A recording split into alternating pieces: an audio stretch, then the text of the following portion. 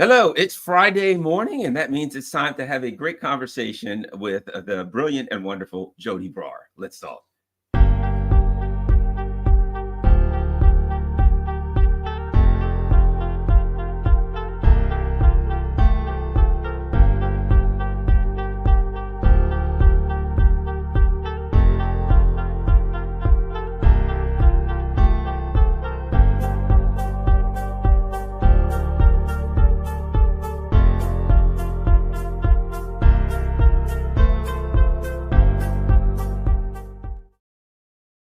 Good morning, all. Garland Nixon here. I've had some people ask me about this T-shirt: "Obey, consume, etc."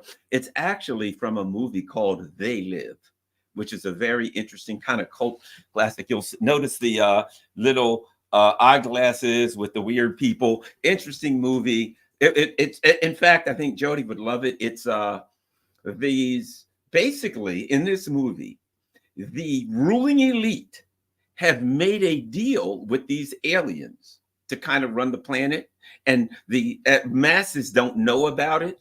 And you put these glasses on and you can see them for what they really are. And a big part of it is this guy fighting because he doesn't want the glasses on. So he can, he doesn't believe it. And so he literally gets in this big fist fight to keep from being enlightened as to what the ruling elite are really up to. It's a cult classic. It's really, really good. They Live. It's a simplistic kind of movie. One of those almost B movies that the message is so interesting, people love it. And with a former champion pro wrestler named Roddy Piper, They Live. Interesting, and that's what it comes from. And here's the interesting thing: when you look at like the advertisements on the billboards and stuff like that, and it'll just say, whatever, buy this super razors. When you put on the glasses, you can see that it really says obey, conform, consume, stay asleep. So those are the real messages that the ruling elite are giving everyone, but you can't see them because they're subliminal messages. They're going to your brain. So it's really, really, like I said, it's an interesting darn movie. One of those Matrix kind of movies in a much simplest, with a much lower budget. How about that? Okay. I would have to watch it. Yeah. Oh, it's a must. It's a must. And but at any rate, we are not going to stay asleep. We're going to be awakened by the great Joti Brar. You and I had a discussion recently on my radio show. I was very happy to have you in DC. Got great feedback. And one of the things that we talked about that people have to understand, and this is a conversation that is had out there, but it isn't discussed well enough by people that know the history. So post World War II, this issue about the Nazis, right? And what we hear is that, Winston Churchill and the US and all of the colonial imperialist powers who were doing at least as bad as what he was doing, all over the world, were just outraged by his evilness. And they all came together and fought to stop the evil Hitler and the imperialist Japan. And afterwards, all was well. But that wasn't quite the case, was it, Joti? Let's get your take on World War II and the imperialist and neocon powers' positions and what happened afterwards. Just a small thing, Garland, just a small thing. Just sum up all that stuff. Okay, very, very, very potted history, and forgive me, all the people, for all the things that I will leave out. And they'll take your time, no rush. Okay, we got an hour, so take your time, whatever you need to put in here, because I really want to learn about this. Go ahead. Okay, well, I think the fundamental thing to understand about World War II was that it changed its character. It wasn't the same war in 1931 that it was 1939 that it was in 1941 in Europe, and I'll explain myself. In 1939. Britain declared war on Germany. They said it was to do with Poland. What it really was to do with was exactly the same thing that World War I was to do with. It was a fight between two rival imperialist powers over the shares of loot of the world, over who was going to be able to dominate and loot which parts of the globe.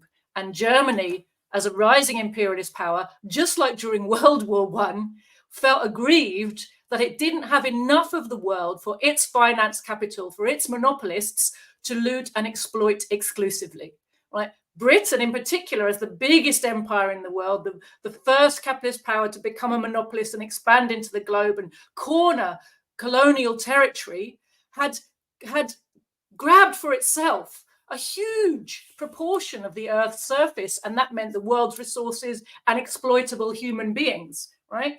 And we've talked about this before, I think, Garland, that the original style of imperialism, the colonial empires, enabled countries to have a monopoly of the market and the raw materials in these colonies abroad. You know, when Britain controlled India, it was able to control entirely the market of India because it physically occupied it, ran the country, and so the market was a monopoly for British producers to sell into and loot from, right? And they didn't have to worry about being competitive with anyone else in the world market. There was no world market in India. India was a closed market for the British, right? And that was the same with all the colonial territories. Now, as a rising imperialist, young, thrusting with more advanced industry and technology, and very kind of energetic finance capitalist class,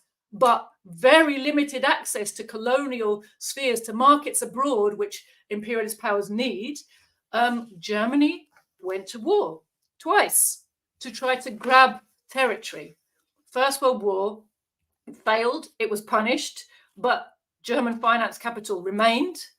They crushed what was a very strong prospect of a successful German revolution was crushed with the help of Germany's version of the Labour Party. The Social Democratic Party was brought into power to crush the communist movement.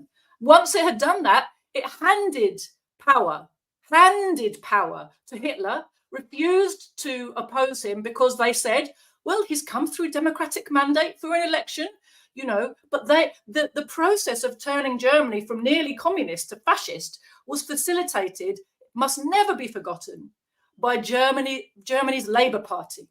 It was the Social Democrats who did that job of saving German imperialism twice. Once actually wiping out, executing the leaders of the revolution, executing the strongest communist leaders, drowning that revolutionary movement in blood. Many German workers were killed in that process by a social democratic government, and then creating the groundwork for the fascists to be brought to power. And the fascists were there to manage the crisis in a military way, to keep the working class down and to militarize Germany so it could go and restart the process of trying to grab territory abroad. And this process was facilitated by other imperialist powers. They were very happy to see the threat of communism in Germany crushed. They facilitated that process in every way that they could. They facilitated the rise of Hitler. Churchill was happy with Mussolini, happy with Hitler. He wasn't a great anti-fascist, nor were the presidents in the USA great anti-fascists. They were very happy to see fascists come to power to suppress the working class. That was their job. Their job was to save an imperialist system in each country that was in crisis.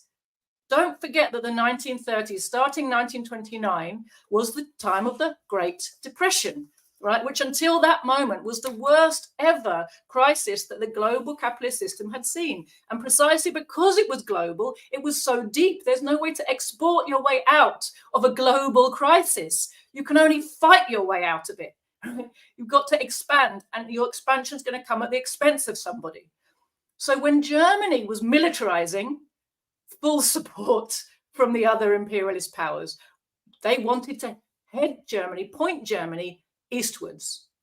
If German expansion, if German imperialist domination came at the cost of Eastern Europe and of the Soviet Union, all well and good. And if they could kill two birds with one stone and get the Nazi Germany or German state fighting the USSR, if they could get Germany to bring down the USSR, but also in the process weaken itself in terms of, its strength vis-a-vis the other imperialists, happy days all around. That was the thinking of the leaders of British imperialism, of US imperialism, of French imperialism, they all wanted to see that same thing happen. That is why you see this, that to a lot of people, they're like, why were the anti-fascists in the democratic countries, which is what they call the non-fascist imperialist countries, i.e. they didn't have fascism at home. They always use fascist methods abroad in their colonies, right? So there's not really such a thing as a non-fascist imperialist. But in terms of the way they keep power at home, they prefer democracy. They prefer social peace at home, and they have to export fascism abroad because it's the only way to, or fascist methods, it's the only way to control these territories that you're just rinsing for all that they've got. So a lot of people look at World War II, the run up through the 30s, and they're like, why did these governments constantly appease the fascists when they were so obviously crazed warmongers? And the answer is they identified with them. They had a strategy that they thought was very clever, that Germany could expand, at the expense of the Soviet Union, and that in the process of a war with the USSR, Germany would also, get a bit weaker, which would be, then mean that, France and Britain would continue in the old way without any threat to their imperial power across Asia and Africa. That didn't happen. So there was a whole round of appeasements, negotiations and treaties. We know that, for example, Czechoslovakia was allowed to be conquered by Germany with no objection, basically, from the West. They're like, okay, yes, have that. That's fine. Just keep going that way. And the French and the British and many other countries in Eastern Europe all made treaties with Hitler's Germany, non-aggression pacts of various kinds, peace treaties, peace agreements. And all of it was with the aim of pointing Germany at the Soviet Union. That's what they hoped would happen.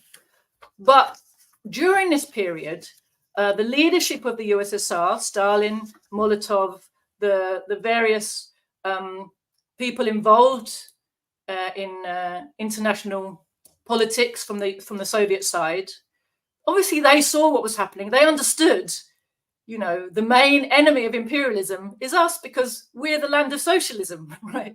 And socialism is the ultimate threat to imperialism. Socialism is the future of all the imperialist countries. It's the future they're all trying really hard to avoid. So they understood this is what was happening. For many years, they tried very hard, the Soviets, to get a mutual defense treaty going with Poland, with France, with Britain. All of those countries basically said no, and sometimes in very insulting ways. They would send very low-level officials who didn't really have the power to negotiate anything, and it was just time wasting. Meanwhile, they're all signing deals with Hitler. So at the very last minute, Stalin's USSR basically pulled the rug out from under their whole machinations by concluding a non-aggression pact with Germany. And what that meant was, for the time being, they never imagined this is going to be forever. They knew they were only buying themselves space, but they also had the feeling that what they were going to do then was force the British and the French into a situation where they would have to be allies with the Soviet Union rather than enemies of it. Because Germany was hell-bent on conquering territory one way or the other. So having signed that pact with the USSR in 1939, then they turned, instead of turning east, they turned west. And they started, obviously they went into Poland, which was part of the kind of what had been expected, but that triggered a war with Britain. And that triggered the march of the fascists across Western Europe, instead of them launching an immediate attack on the Soviet Union. And they got no resistance across the bulk of Western Europe, because inside every Western European government, there was what they call the fifth column. There was a sizable section of the ruling class in every West European country that was sympathetic to the fascists, that welcomed their arrival, like as the best antidote to rising working class power, right? If I may, throw something at you. You know what's interesting is how history is rewritten, because in France, what we hear about the Vichy government, right, and the way it's portrayed is they were just traitors. That the Hitler's forces came in and they were afraid of them, and that some people decided to fight back, but these people were just traitors and said, okay, the Hitler's people are in, so now we will, make hay for ourselves and take advantage of it as best we can. What has never been portrayed is that this was the element in France that was allied with Hitler, that there is some evidence that some of these people were working with Hitler and the German forces before the incursion into France even happened. So they never really come out and say, in France, there was a sizable element in the government that agreed with Hitler, and they worked with him because they were allied with him. And then they don't get into all of the countries that when the Germans came in, they went, hooray, Ukraine and Finland, etc. Yeah, glad to have you. Let's go ahead and ally. That's an element of World War II history that is written out, that there were so many people in the West, not people, elements, powerful elements of governments, and in some instances, entire governments that just welcomed the Nazis in and said, let's roll. We're down with you. Yeah. Well, of course, Austria is the case in point there. They had what they call the Anschluss, this, they just literally rolled over and said, yes, come on in, take over. There wasn't, the people who disagreed just quietly went home. There was no big fight by the elements of if you ever watch that, it's a musical I absolutely love, The Sound of Music, right? I love the songs, and I've loved it since childhood. It's a brilliant story and a lovely musical. But of course, it's set in Austria at this time, the time of the Anschluss, right? And it's in the home of an aristocrat who's been a high-up member of the ruling class during the First World War in the Austro-Hungarian Empire, right? I mean, he's not an anti-imperialist by any measure. He is a part of, the ruling elite of Austria. But he's not friendly to fascism. He's not friendly to the idea of Austria becoming a satellite or a territory of a greater Nazi Germany, of the Third Reich. And what is ultimately his rebellion is just to try and stay at home quietly, right? He ended up running away because they were being, pushed where they couldn't just stay at home quietly. But he wasn't like out organizing the resistance with all of his contacts and military experience, was he? He was just like, well, we'll just sit quietly in our beautiful castle and hope that everything goes away, and I just won't be involved in politics. Well, the Reich wouldn't leave him alone, so then he did actually leave. But, you see what I mean? Austria, the Austrian section of the ruling class that didn't like what was happening, just basically kept quiet. And that film's a really nice illustration of that particular story that's so famous. Something that you highlighted with this question of the section of the ruling class in every country that was basically collaborating, sympathetic, already working with and ideologically aligned with Nazi Germany, because fascism is just one face of imperialist politics. It's one tactic for imperialism in crisis to manage its situation and stay in power, particularly when it is faced with a massive threat from the working class. When the working class is getting organized, getting dangerous, starting to present a threat, and you've also got economic crisis that is making the political and economic situation very difficult for the imperialists themselves. Fascism is their resort. They prefer, as I said, to rule at home with the velvet glove, as we talked about this before, the velvet glove of bourgeois democracy. But sometimes it's not possible. And then you have to get rid of the glove and get out the fist. And the mailed fist of imperialism in crisis, that is what fascism is. So in this situation, across Western Europe, there was crisis. Across Western Europe, there was a growing communist, militant, working class movement. The system was genuinely in grave danger, not only from the economic crisis, but from its own working class and colonial peoples also. So there were fascists and fascist sympathizers in every country of the imperialist world and in many of their satellites. Meanwhile, in the Soviet Union, they understood that all of these things are not going to leave them untouched. All through the 30s, it was clear to them that a big showdown is coming. And one of the ways they prepared was part of the reason for their ability to fight so well and to win. And they never stopped. The Western historians and politicians never stopped castigating the Soviet Union for this. It's the Moscow trials. What were the Moscow trials?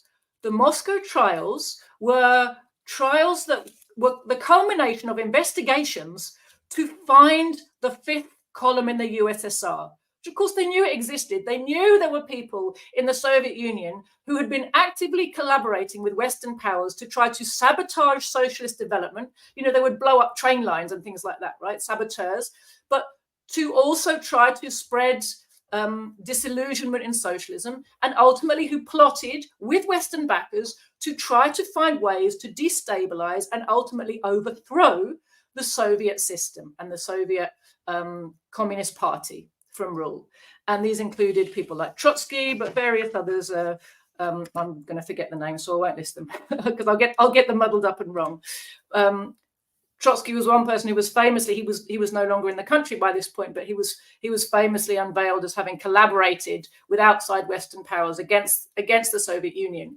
But there were many people, and some of them quite high up in the party, in positions of power, you know, who were sitting, you know, outwardly displaying themselves as good Soviet citizens, but actually they were plotting against the Soviet Union, and they were in partnership with and sponsored by Western powers, sometimes British, sometimes German, you know, different people, different alignments. But the Moscow trials were the culmination of a big investigation to find out who are the people, high-placed people who are involved in these plots. And they found them, and they brought them to trial, and they got rid of them. And guess what? During the war, the Soviet Union did not have a problem with collaborators causing problems for them from the inside, which of course is very, very important. You know, you only have to look at what happened to France to see how important that is, because France was considered, you know, before the war was launched against France by the Nazis, everybody was like, oh, they've got this incredible fortification. It's called the Maginot Line. They're dug in. There's no way the fascists can get past that. They rolled over it almost without stopping, because the resistance was not properly organized, because they had chaos at the top and division at the top. The resistance wasn't properly organized. It had to reorganize itself after the country had been occupied under the leadership of, guess who? The communists, right? Because the ruling class was at sixes and sevens all over the place, not able to direct the defense of the country when it mattered. Half of them, as you said, just going off and straight away kind of welcoming the Nazis in and setting up the Vichy government, and the other half just kind of melting away in chaos. This is what happens when you have a prominent fifth column inside, you know, the leadership of your country at a time when you're under attack. So the Moscow trials are always held up to us as proof that Stalin's regime was evil, right? But in fact, the Moscow trials were proof that the Soviets were extremely sensible in defending their sovereignty against the machinations of outsiders, defending the country and their socialist system against the plots of the imperialists to come in and undermine and overthrow them. And they were extremely effective. So that was, I think the Moscow trials were 37, I want to say 1937.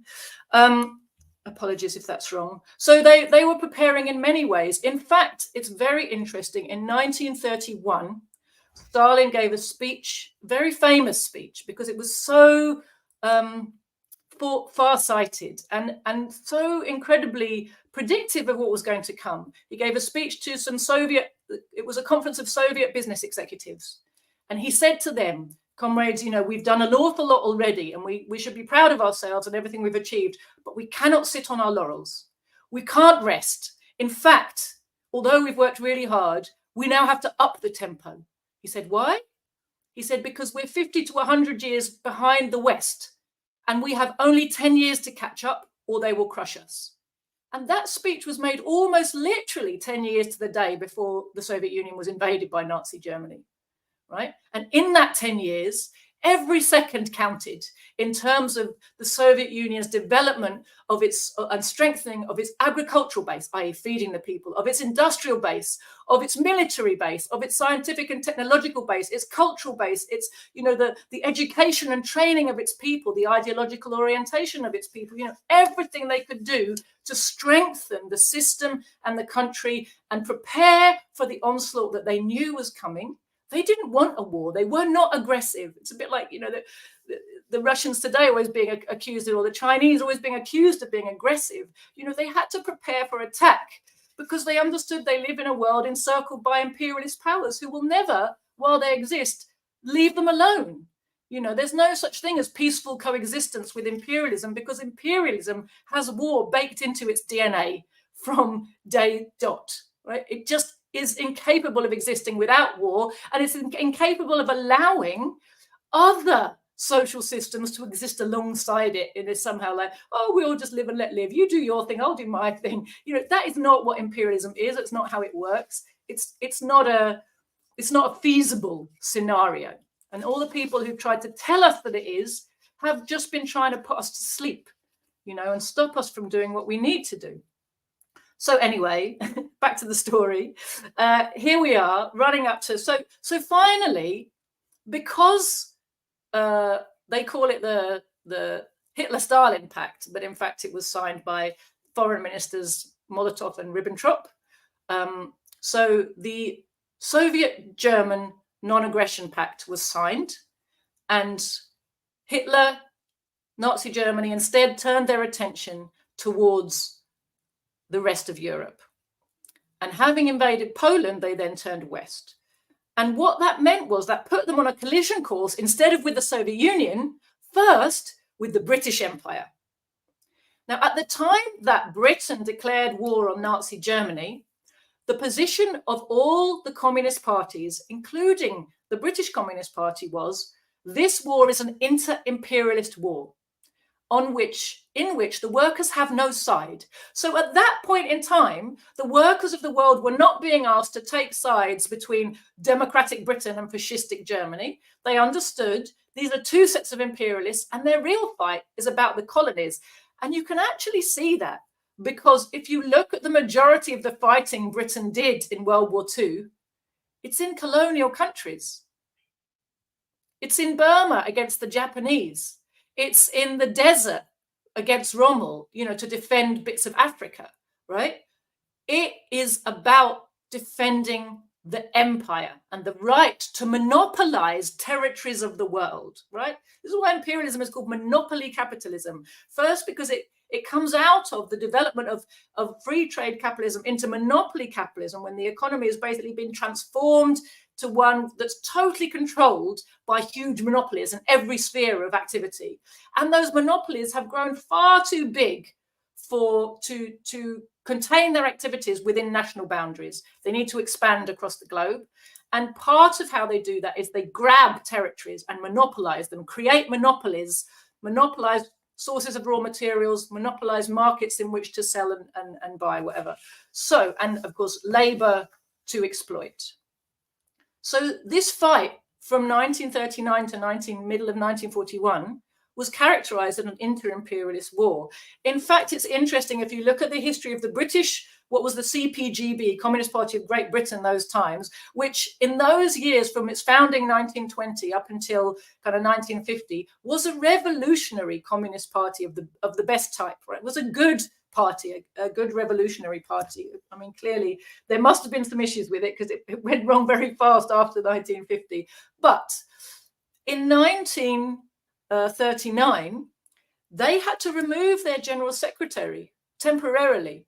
He kind of resigned and then was put back in 1941. The reason being, he found it very difficult to accept, although, his party did and the Comintern did, the line that this war is not the workers' war. In 1939, the line of the British Communist Party to the British working class was, it's an inter-imperialist war, and they're fighting over who gets to dominate the world. And this is not our war.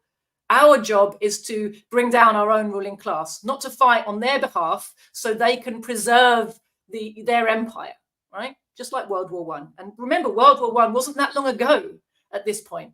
All the people who fought in World War I were all still around. All the consequences of World War I were all still with people, you know, and it was supposed to be the war to end all wars. And here we are back in another one, you know. Then in 1941, having conquered all of mainland Europe,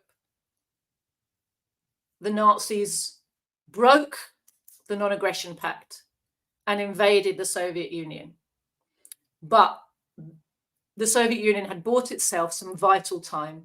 It had, for example, moved its industry. I mean, this is the amazing things you can do with a planned economy that no other country can think to aspire to, right?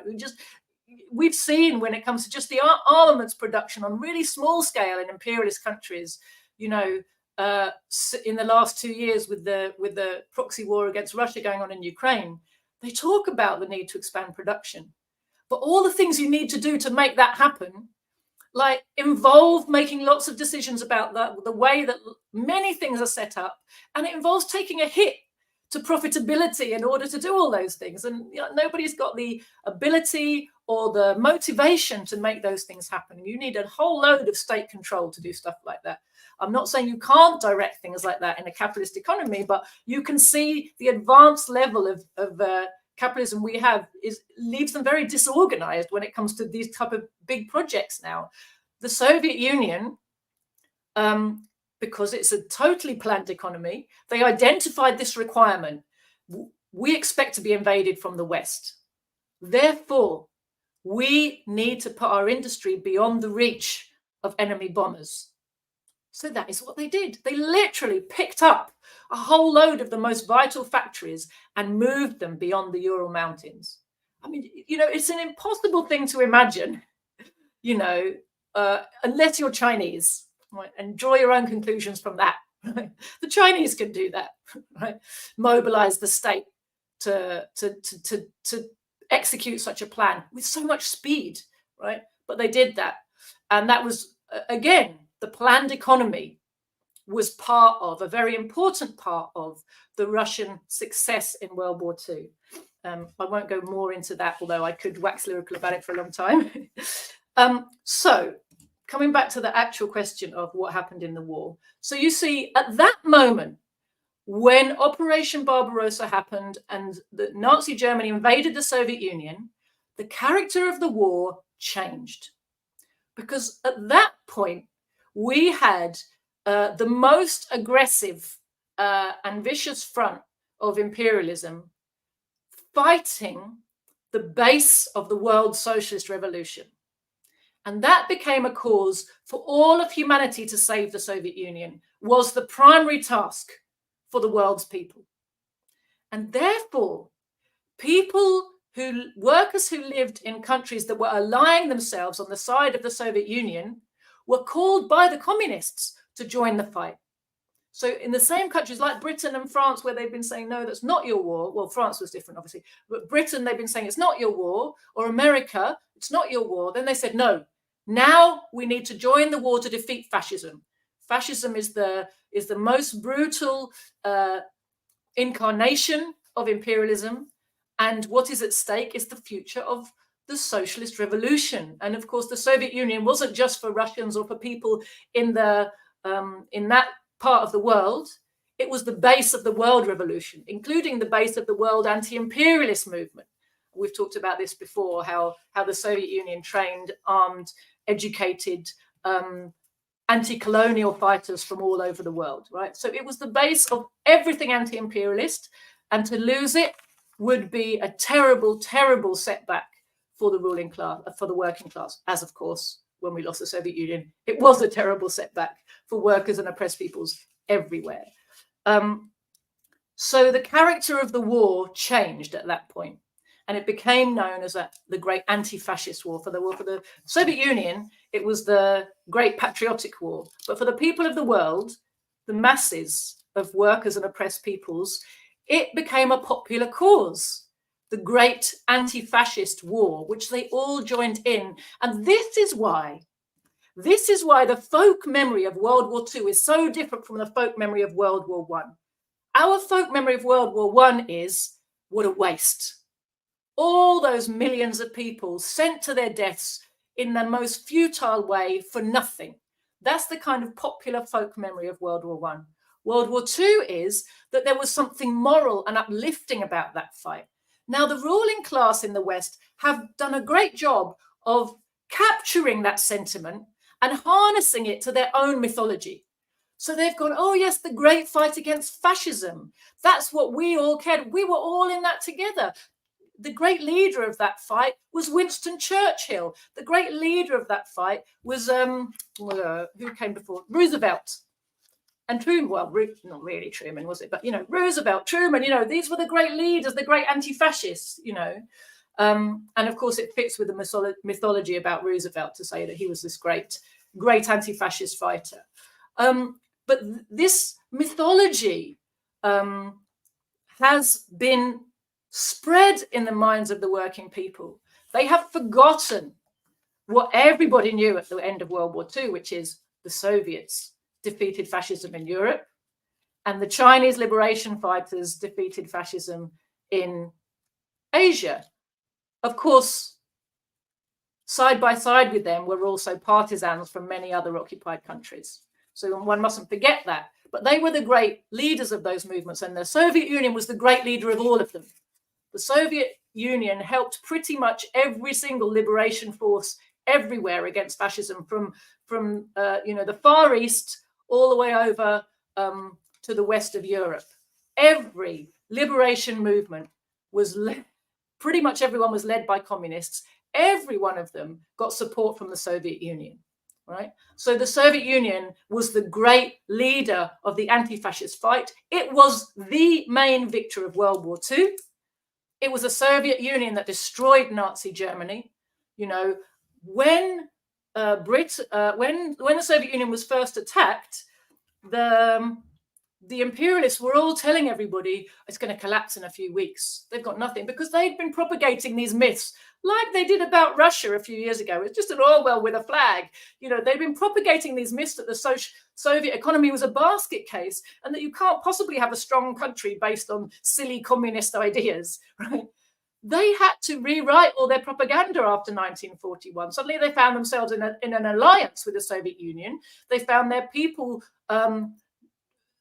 unsure about this ally, and suddenly they're producing books. I won't look for it now, but I've got a lovely little picture book that was produced at that time in Britain called The Strength of Our Ally, and it's a whole load of pictograms showing you the incredible achievements of Soviet education, culture, industry, technology, weaponry, to kind of reassure the British people that actually they're not such a basket case as we've been telling you all this time. So these sort of truths started to seep out. By 1945, everybody knew that the Soviets had won the war. They turned the tables on the fascists. They fought them all the way back to Berlin, liberated the whole of Eastern Europe, allowed space for the partisans and popular movements that had led the resistance against fascism during those years of occupation to come to power without interfering, without the imperialists being able to suppress them back down again. That was why you didn't have people's democracies were not imposed by the Soviet Union, but because those countries were liberated by the Soviet Union, they had the chance to choose their own government without interference. And they did. And of course, they chose the people who had stood up for them against fascism, which was the communists. So you had a whole raft of new people's democracies as a result of the Soviet liberation from fascism. The reason that D-Day happened when it happened in 1944, all through, hard years of fighting against the Nazis and taking the full brunt of the Nazi onslaught, 90% of the Nazi armies were on the Eastern Front against the Soviet Union. Everything else around the world was like a skirmish.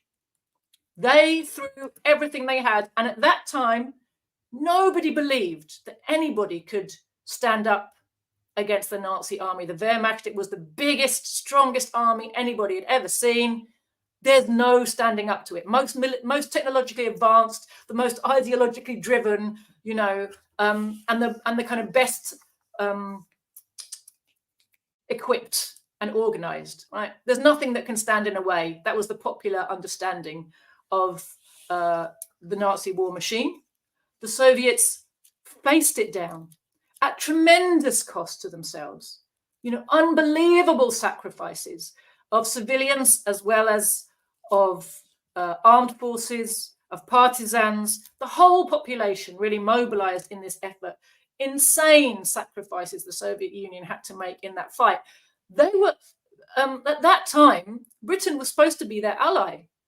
They kept promising, yes, yes, we'll open a second front in Europe and relieve the pressure. They didn't do it. Why not? Because they were very happy for the Germans and the Soviets to keep fighting themselves. If Germany brought down the Soviet Union, so much the better. They were never a real solid ally. Everything they did, they were forced into, you know, by the Soviet Union. And it was all reluctant. It was all as little as possible. It was all cosmetic rather than substantial, the things that they did. They didn't open a second front when it could have relieved, for example, the siege on Leningrad, the Battle of Stalingrad, these huge titanic battles the Soviet Union faced alone.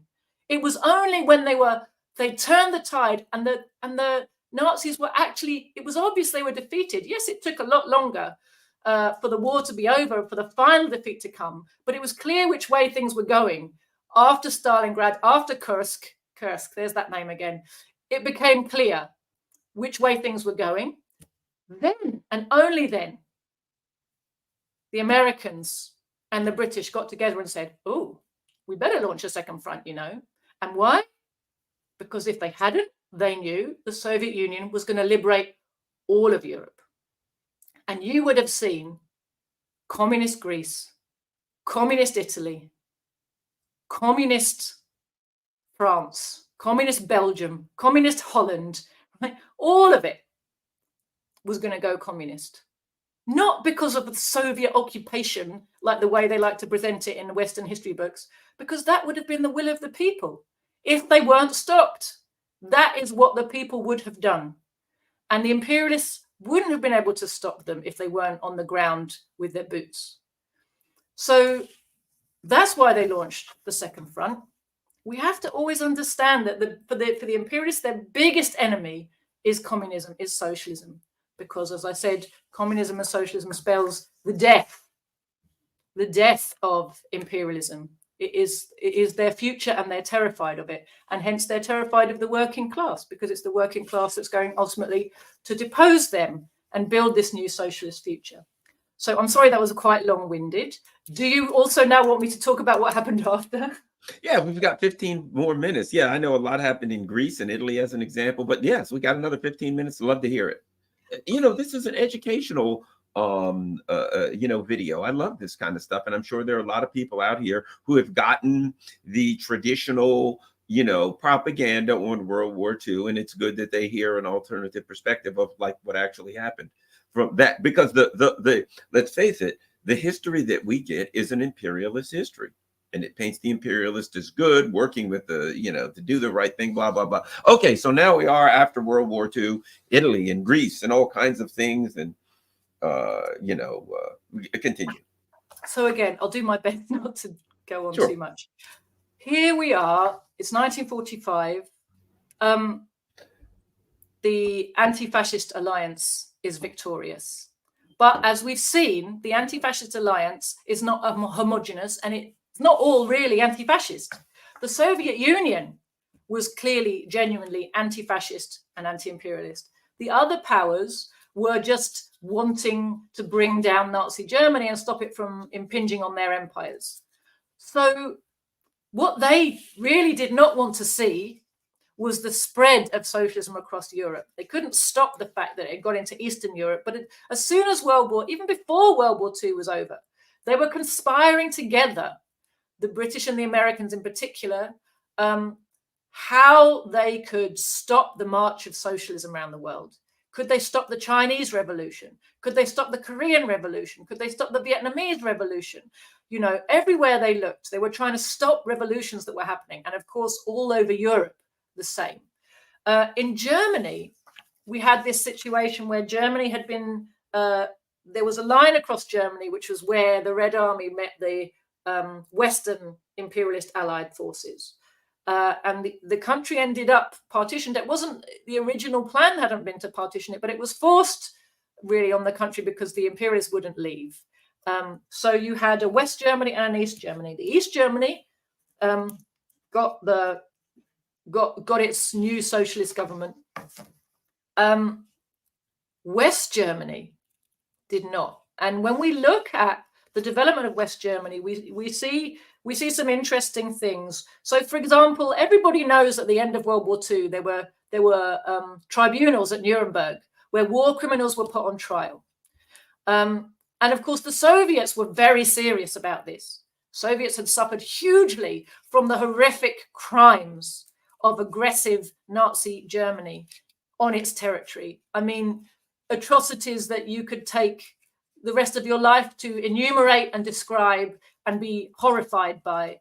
But you know, think about the Zio-Nazis rampaging right now in Gaza, and you'll have the taste of what the Nazi occupation in places like the Donbass, if you want to know why they're such anti-fascists, look at their history, were like for the occupied people there. So they were very serious about the war crimes tribunals. The Britain, their allies, so-called, they're not so allies in Britain and America, had to go along with this to some extent. There was a popular demand, but at the same time, they wanted to preserve as many of the former, particularly high-placed officials as they could, because they were well-connected, part of the system, part of their system. They were allies against communism. And so they wanted to preserve as many anti-communist allies, foot soldiers and generals, as possible. And they did.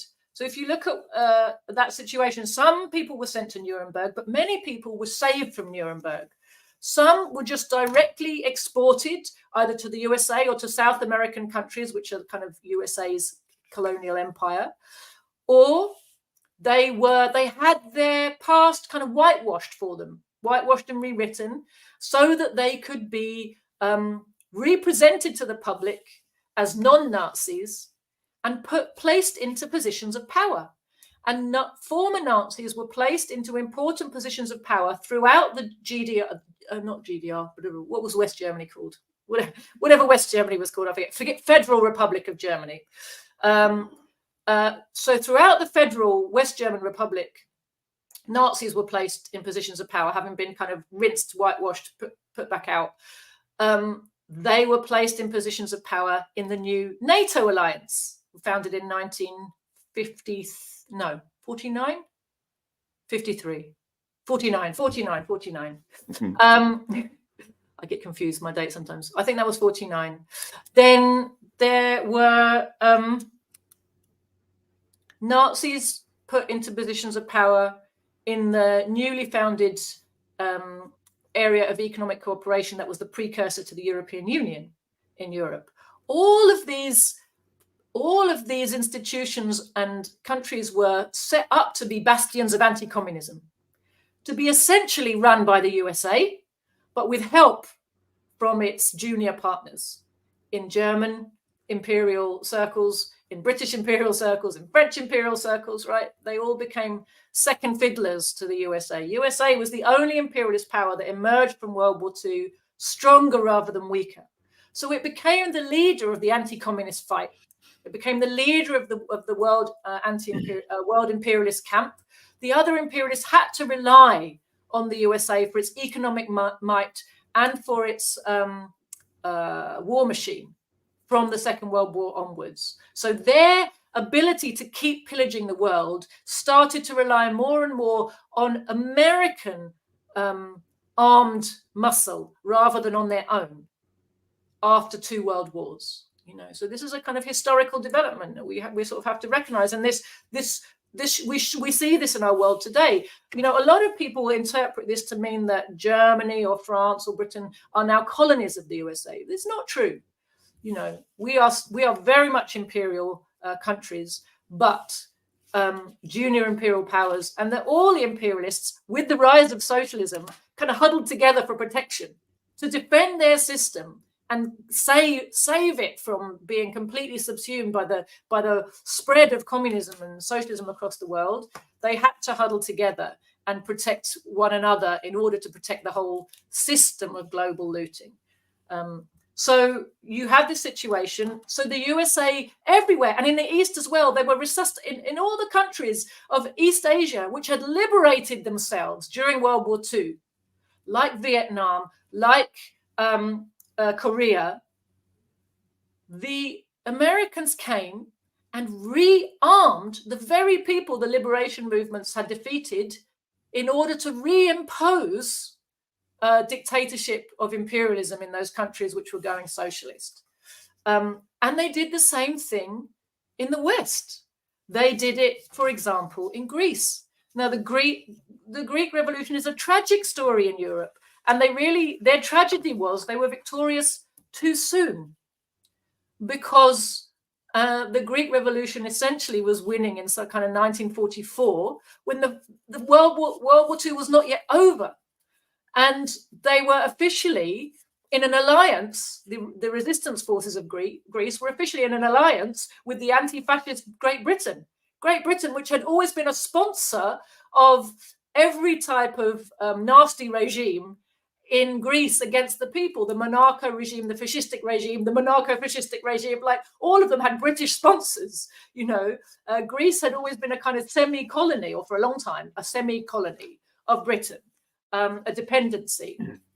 And so the partisans who had won their anti-fascist revolution, their liberation war, were kind of ready to go forward to a popular people's Greece.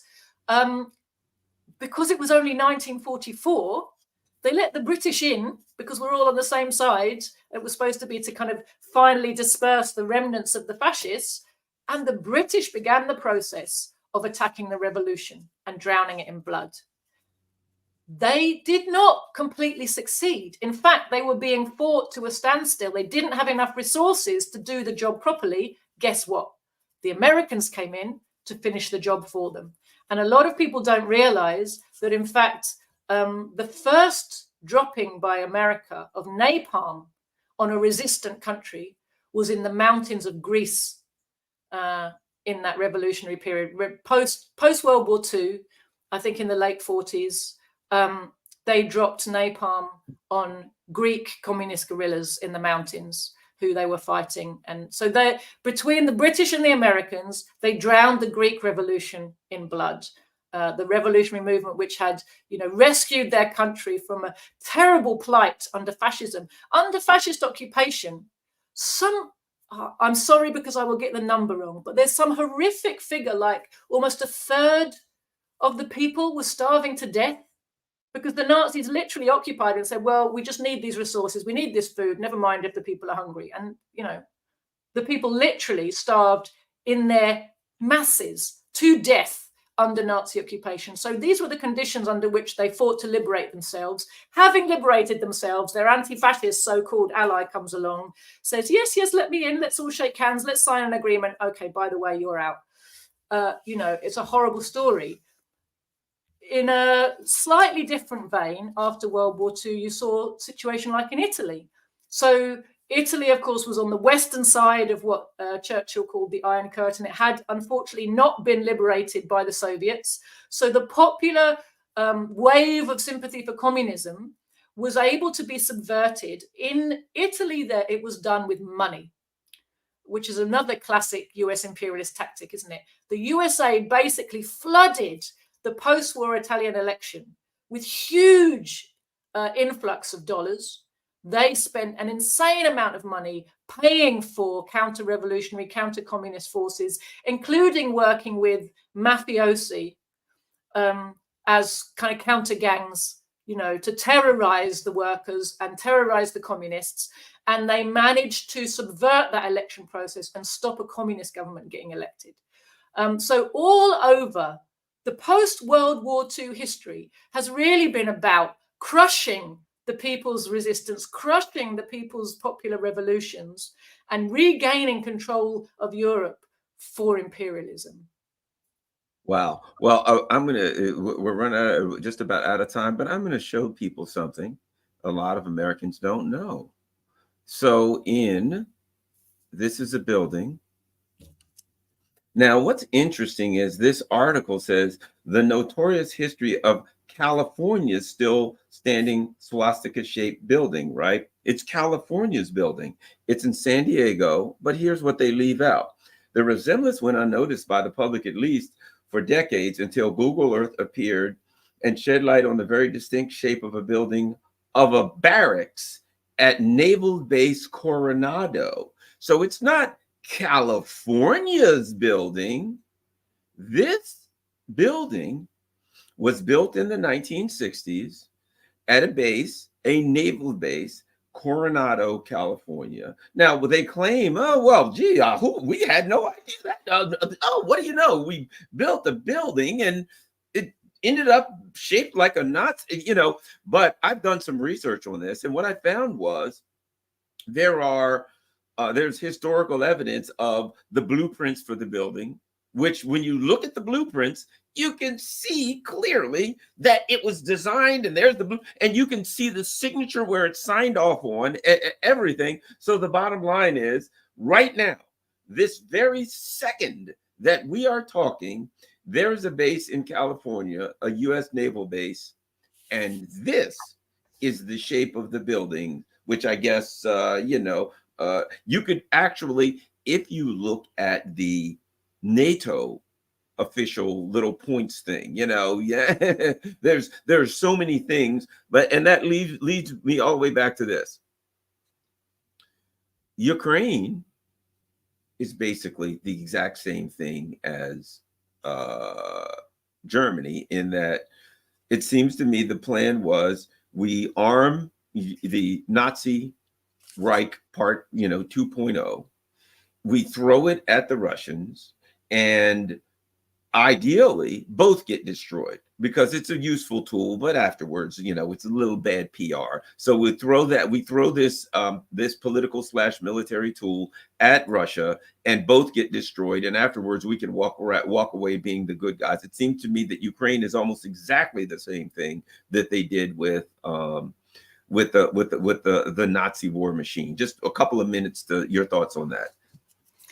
It's very, very similar for sure. You have an ideologically driven group of people who've been brainwashed and taken advantage because they're desperate and poor. Remember the ordinary German workers who were brainwashed into, serving their own ruling class by the Third Reich, by the Nazi ideology, were poor. They'd been through this period following World War. So they had World War I, which was catastrophic. Then they had the post-war reparations period, catastrophic. Then the Great Depression, catastrophic. Right? They were poor and desperate, and they were turned away from communism, many of them, and into fascism by demagoguery, which confused some of the communist slogans with putting together a kind of racial superiority theory that says you're actually the chosen people, and these people over here, in this case the Jews, are getting in your way.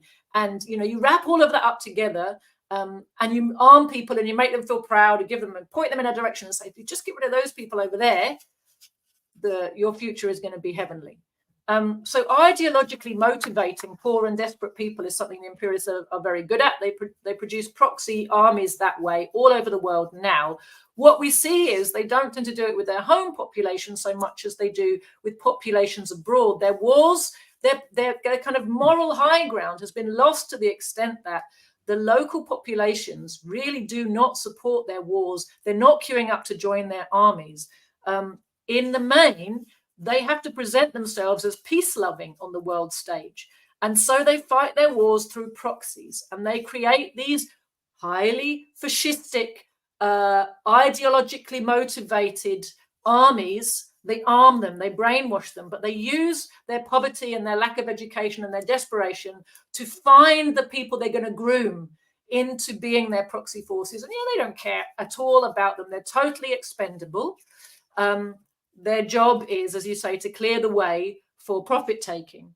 But we shouldn't forget that this ideology that's used in Ukraine, ultra-nationalism, and then that was wedded to the Third Reich fascist ideology, this has been a tool of the West to use Ukrainians with this ideology against Russia, against the Soviet Union, against Russia again, for like 100 years now. In fact, a lot of people don't realize that after World War II, Banderites, who were the Nazi-aligned fascists of Ukraine, continued, and they were famous for being particularly nasty kind of fascists. Like, they would do jobs in Ukraine against their own people, against Soviet Ukrainians, that even the SS Gestapo were a bit like, oh, that's a bit nasty, that job, burning down a village full of babies and old people. I'll send the Banderites in to do that one. They're like, yep, no problem, give me the match. They were notoriously kind of fascistically evil and brain dead when it comes to morality. Really, really vicious. These Banderites were maintained, groups of them were maintained inside Soviet Ukraine after World War II. It took the Soviet Union in Ukraine until 1953 to finally defeat the last remnants of those terrorists who were hiding out in the forests. Does that sound familiar? Hiding out in the forests and, doing raids and sabotage attacks against infrastructure and against people and villages and all the rest of it. Basically trying to instill terror in the local people because they weren't going to bring down the Soviet Union. But listen to this, same old strategy. The hope was they could demoralize enough people that it causes instability in the Soviet government. And somehow that contributes to a situation where you might get a regime change. Does that sound familiar to you, Garland? Does that sound familiar? Right. And they did the same in Poland. In fact, until 1953, the socialist governments in Ukraine and Poland had to keep fighting against terroristic elements who had been left behind, fascists left behind after World War II, and were being sponsored and armed and taken care of directly by the CIA. Directed and operated by the CIA all the way through up until that point. So much for being, anti-fascist allies. They never were anti-fascist allies. They were forced not to directly attack the Soviet Union by the cleverness of Soviet policy. It's another thing they will never, ever forgive Joseph Stalin for. He outwitted the whole bunch of them. He beat them. He beat them with his head. He beat them with his country's economy. He beat them with his military. He beat them every way it's possible to be beaten, and they will never forgive him. And he was not even one of them. He didn't even come from a posh family. He came from a colonized people. He came from a backward, an oppressed class. Nothing about him was acceptable to them and their narratives, So they don't forgive him for that. But this use of proxy forces to try to destabilize and motivating them with fascistic ideologies. We see it again and again and again. You see them trying to do it to the people of Taiwan, trying to make them believe that they're not Chinese and to hate the Chinese and to have a kind of superiority complex over the Chinese, so they're trying to create a proxy army. What they tried to do with Uyghur Muslims in Xinjiang, they take poor, uneducated, backward people, they groom some of them with an ideology that makes them feel like they're something superior, separate, special, and they train them and arm them and give them all the wherewithal to do, horrific terrorist operations against their own people, essentially. What did they do with ISIS in the Middle East? Exactly the same. It's all the same fascism. You can dress it up as Islam, as Christianity, as Judaism, dress it up how you like. What it is fascist ideology, supremacism, that tells one group of people that they are the chosen people and everybody else is not even a human being at all. You see it on display in Zionist Israel so clearly, but it's exactly the same ideology as the Nazis, exactly the same ideology as the Banderites in Ukraine today. exactly the same ideology that ISIS had in the Middle East, and the same ideology they're trying to feed to the Taiwanese people against China. Japan. Also, that's the Japan, you know what I mean? Japan, superior, that they should rule over all, you know, you're the ultimate Asians and you should rule over all Asians. And they didn't have to tell the Japanese that, you know, too many times. They've been working on that. They've been working on that ideology for centuries of their own accord. Okay, Joti, where can people go to find all your stuff and follow you? So my preferred social media platform is Telegram. And if you just search for my name, Joti Brar, you will find my Telegram channel.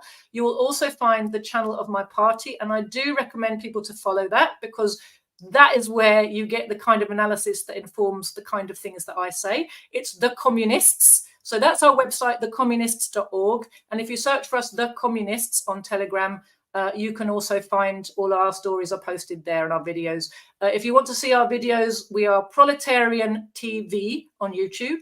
And we're also on Twitter and various places like that.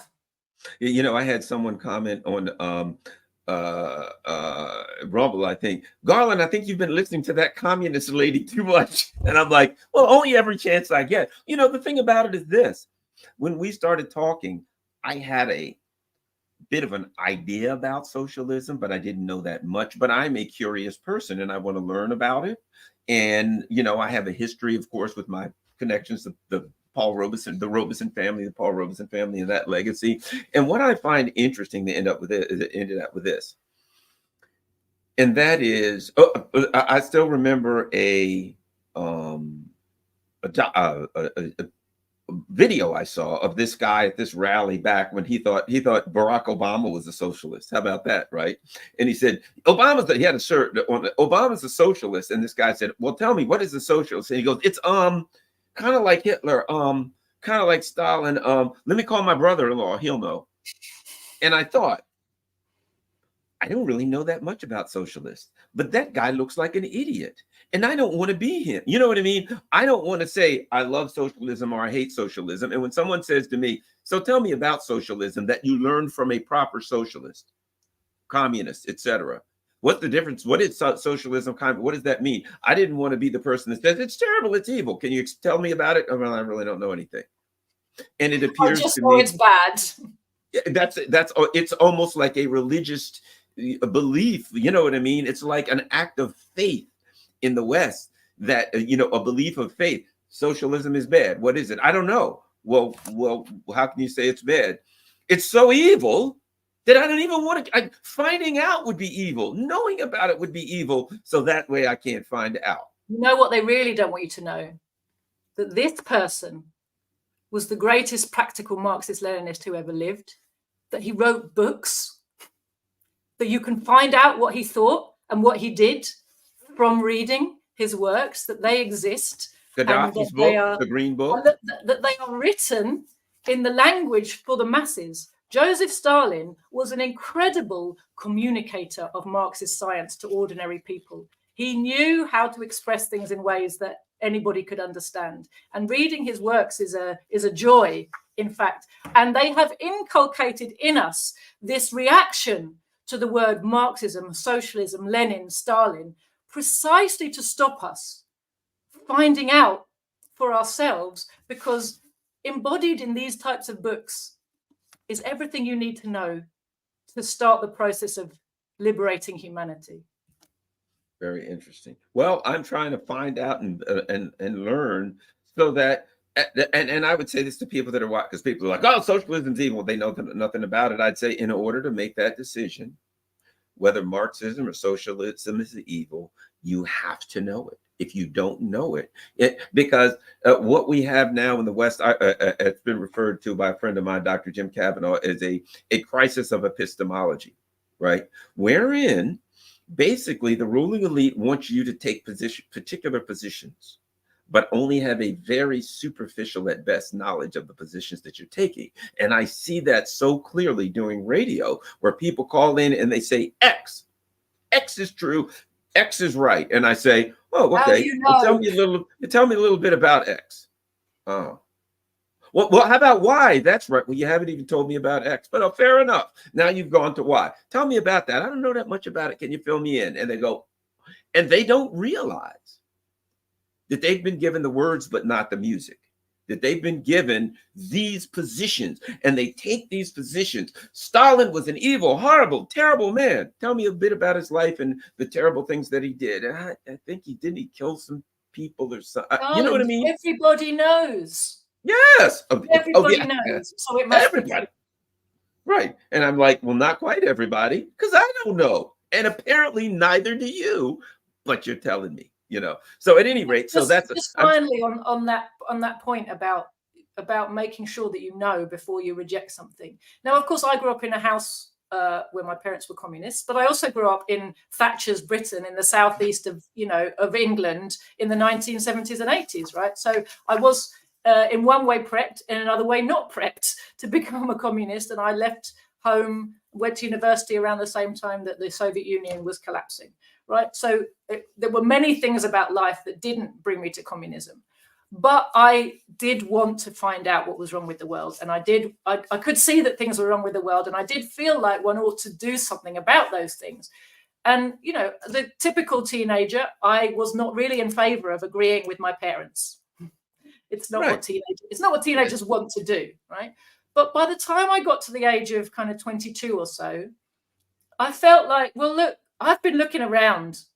I've not yet found anyone I do actually agree with, anyone who seems to be doing the right thing. So I thought, well, before I decide definitely that I don't agree or align with my father and his comrades, I better find out something about what it is they really think. And you know what I did, Garland? I went to a study class that was run by, in the house of some comrades, and my dad was there and other comrades. I don't remember what people always say, which book was it? I don't know, but it was Lenin. They were reading Lenin, and I sat with them and read Lenin for 2 hours. And by the end of it, I knew I was in the right place. Now, you could say, oh, your dad brought you into the movement. Well, in some ways he did. But you know, what really brought me in was the truth. You know it when you see it. I was lucky to be around people who could put it in front of me. But I also had to approach that prejudice inside myself that said, no, that's not what you're looking for. Communism is wrong and your dad's just an idiot. And as a teenager, I'm happy to think, yeah, my dad's probably an idiot, But that bit of me that says, well, check. Look for yourself. What is it they're saying? Don't just have an emotional response based on all this conditioning. Find out. And all it took was 2 hours of sitting in that class, listening to the words of Lenin. And I was like, this guy tells the truth. This is what I'm looking for. That's what we're most of us looking for. We want to know what's true. Yeah, and I'll end by saying this, because I know we're running out of time, and I grew up as a Black person in the United States in, same thing, 70s and 80s. I saw everything going on. And what I realized was with Americans, because things were going pretty good in America, so they trusted our government. But because of my understanding and my experience, what I realized during that time that was blatantly obvious to me was everything we were being told about freedom. We're free and everybody has these rights and freedom of this and all of these, because this was what America's told. See, those countries over there don't have freedom and democracy, and you've got freedom and democracy. And I didn't have freedom and democracy in the same way that other people had. So I realized it's all a lie. And even though, at some period, sure, my life got pretty, cushy, I'm not going to lie. But I still realized that there was a time when it wasn't. And I realized that what we were being told by our government about the goodness of America, the wonder, and that this was the place of milk and everybody here was treated well and fairly, and these other countries were evil and they were mistreating their people. I knew from my experience that it was all lies. And I just wanted to figure out what was really going on. And so that same thing, we had things that gave us an advantage point that was a bit different. So, well, thank you very much, Joti, and everyone follow Joti and share this on all your social media platforms. Thanks a lot. We got to run.